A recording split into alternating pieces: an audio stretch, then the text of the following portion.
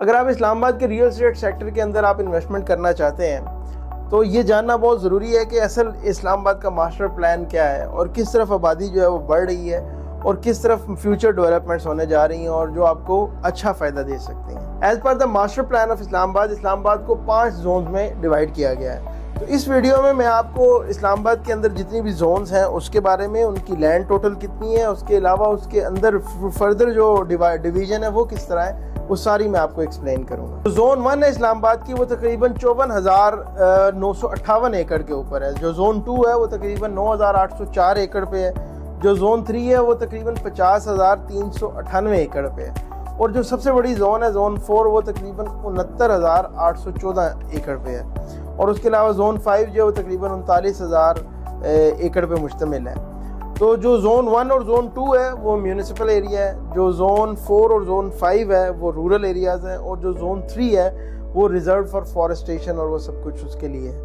اب zone to zone جو ہے وہ ڈیٹیل کے اندر آپ کو میں ایکسپلین کرتا ہوں کہ زون 1 جو ہے اسلام آباد کی، اس کے اندر سی ڈی اے کے سارے سیکٹرز آ جاتے ہیں، یعنی جو کور اور مین اسلام آباد ہے وہ سارا زون 1 میں آتا ہے، جس میں سیکٹر جی سے لے کے ایف سے لے کے آگے ایچ سے سارے سیکٹرز جو ہیں وہ اس کے اندر آتے ہیں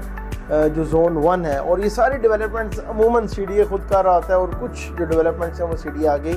فردر کسی سوسائٹیز کو جیسے ملٹی کو یا کسی سوسائٹی کو دے دیتا ہے۔ جو زون 2 ہے اسلام آباد کی، وہ کنیکٹڈ وتھ زون 1 ہے، اس کے اندر بہت ساری پرائیویٹ اور کوآپریٹیو ہاؤسنگ سوسائٹیز آ چکی ہیں۔ اس کے علاوہ نیا اسلام آباد کو جو انٹرنیشنل ایئرپورٹ ہے وہ بھی زون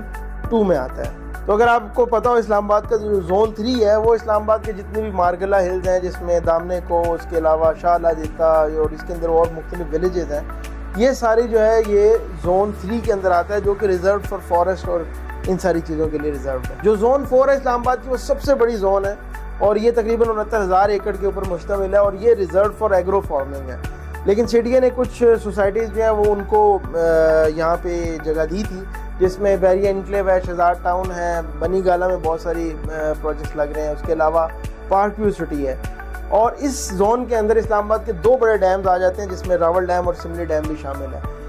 لیکن اب سی ڈی اے نے فیصلہ کیا کہ مزید کسی سوسائٹیز کو یہاں پہ نہیں لایا جائے گا، بلکہ زیادہ تر جو بھی اب آگے فیوچر ڈیولپمنٹس ہوں گی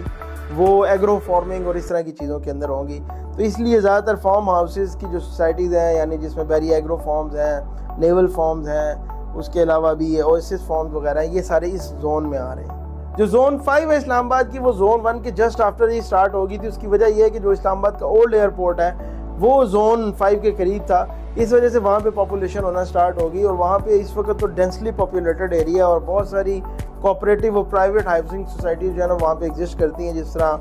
covering town, P W D, Soan garden, D H A, river garden, naval anchorage, Jinnah garden, اس طرح کی اور بھی بہت ساری سوسائٹیز جو ہیں وہ اس زون میں ایگزسٹ کرتی ہیں۔ تو یہ ساری زونز کے بارے میں آپ کا جاننا اس لیے ضروری تھا کہ آپ کو پتا ہو کہ آپ کس زون میں انویسٹ کر رہے ہیں، اور وہ ایز اے زون جو ہے وہ اس وقت کہاں پہ کھڑی ہے، وہ ڈیولپ ہو رہی ہے نہیں ہو رہی، وہاں پہ اس وقت کیا فیوچر ڈیولپمنٹس آ رہی ہیں، جس کی وجہ سے اگر آپ انویسٹ کریں گے تو آپ کی انویسٹمنٹ کو کیسے جو ہے وہ